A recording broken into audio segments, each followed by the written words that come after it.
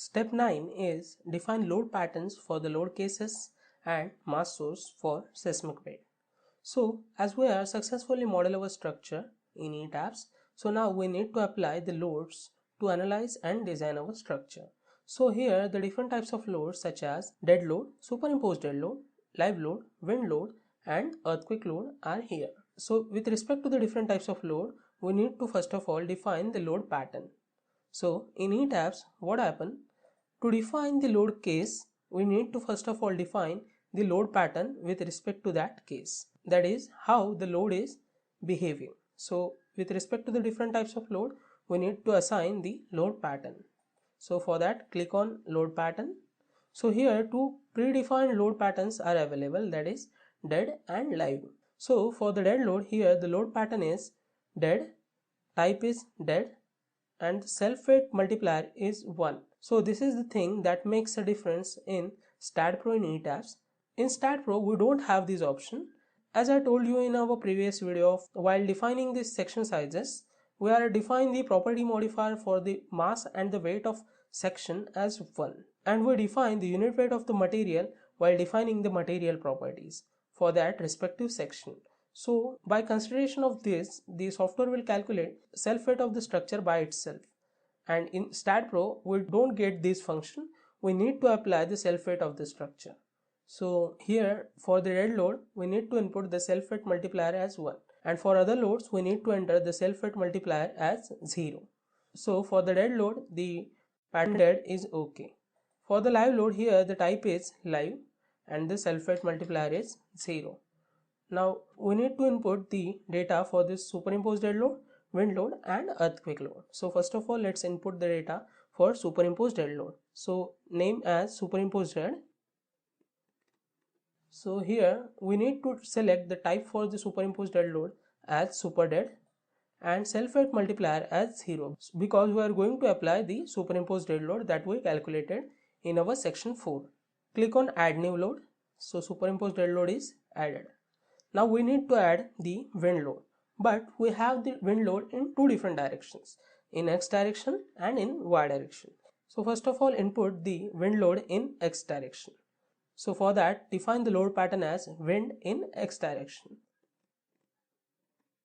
So here for the wind load, we need to select the type as wind, and the wind load is the lateral load. So here we need to choose the loading standard. So here for the Indian code, we have two options, IS 875-2015, that is IS 875 part 3 2015, and the previous revision also we have available here, that is IS 875-1987.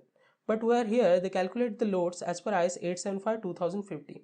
But we are calculate the results manually, so that we need to enter the data. So for that, here we need to choose the user loads here. So select the user loads and click on add new load. Similarly, we need to input the wind load in y direction. Click on add new load. Similarly, we need to input earthquake load in x direction and earthquake load in y direction. Select the type as seismic and select code as per Indian standard, that is IS 1893 part 1 2016. Here it is. Click on add new load. For the respective conditions as per IS code, we need to define the load for 0.05 eccentricity. So for plus minus both condition, we need to define the 0.05 eccentricity load. So for positive x direction with 0.05 eccentricity, add new load, and for negative 0.05 eccentricity, add new load. Similarly, in y direction, we need to define load pattern.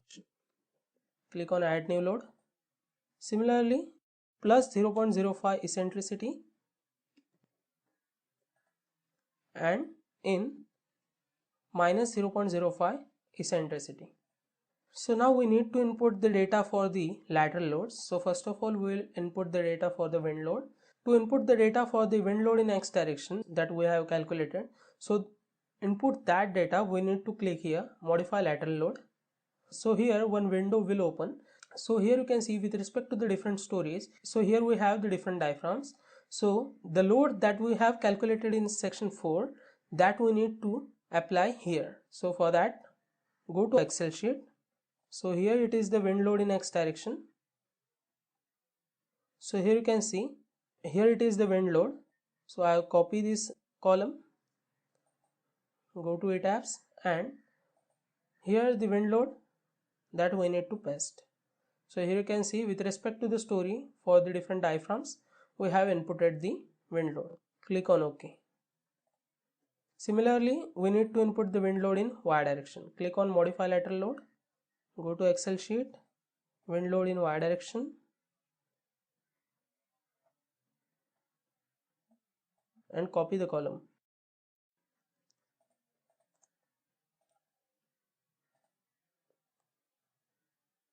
So now we are successfully defined the wind loads in X direction and in Y direction. So now we need to define the earthquake loads in X and Y direction. So click on earthquake load in X direction, click on modify lateral load.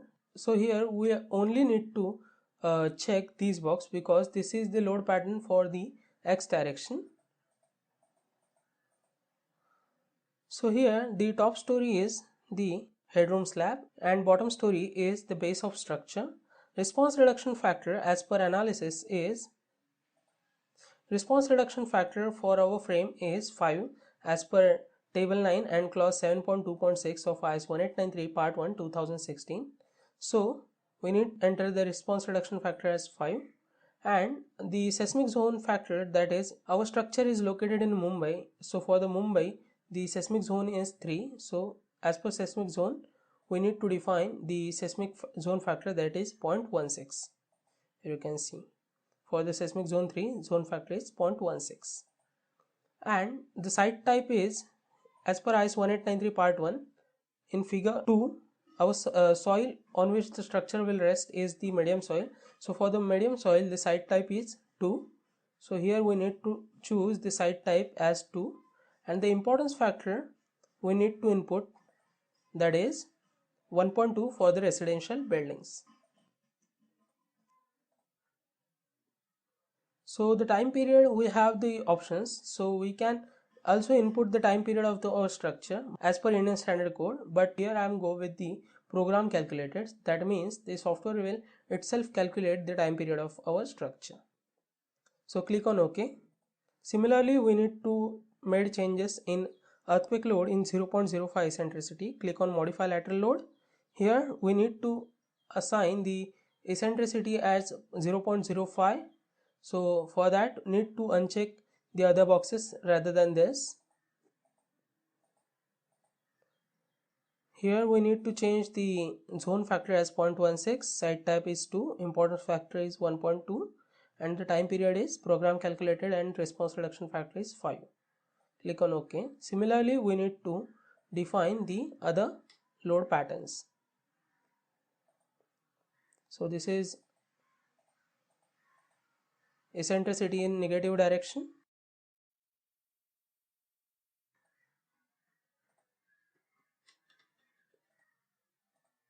earthquake in Y direction, modify lateral load,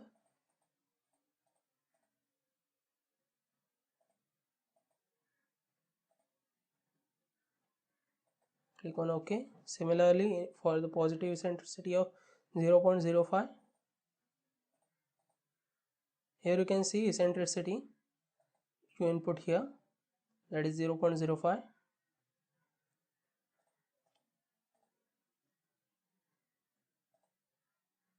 and eccentricity in negative direction for earthquake load in Y direction.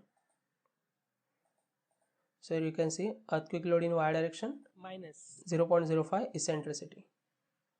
Response reduction factor 5, top story headroom slab, bottom story base, seismic zone 3, site type 2, importance factor 1.2, time period, program calculated. Click on OK.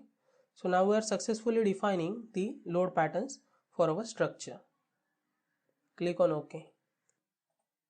Now go to mass source. So what happened in the seismic weight calculations as per IS 1893? So here you can see percentage of imposed load to be considered in the calculation of seismic weight. So for the live load up to the 3 kN, we need to consider 25% of the live load in seismic weight calculations. So these codal provisions we need to apply here. So in our structure, the maximum live load is of 3 kN per meter square. Hence for the mass source, so I will give it the name as IS 1893 part 1 2016. So here the couple of options are available for defining the mass source: element self mass, additional mass, specified load patterns. Here we need to specify the load patterns. With respect to that, we need to consider the appropriate load. So click here, specified load pattern. So here we are going to define the self weight of the structure. So here we need to uncheck this box. If we check this box, then we did not need to input the value for the dead load here. So here I input first of all a full dead load, because seismic weight definition as per IS 1893 is, here you can see, full dead load plus appropriate amount of imposed load. So for the full dead load, we need to input the value of multiplier for dead load is 1. So for dead load pattern, we need to input the value as 1. Click add. Similarly, for superimposed dead load, we need to input the multiplier as 1, add. And for live load, we need to input the 25% for the seismic weight calculation as per IS 1893. Here you can see, for up to the 3 kN per meter square of live load, percentage of imposed load to be considered is 25%. So click add here. So in the way we need to define the mass source for calculation of earthquake forces. So click on OK. We need to select default mass source as we defined IS 1893 part 1 2016. Click on OK. So in this video, we are successfully completing this step, that is defining the load patterns for the dead load, superimposed dead load, live load, wind load and earthquake load, and we are also defining the mass source for seismic weight calculations. So the step 9 is completed.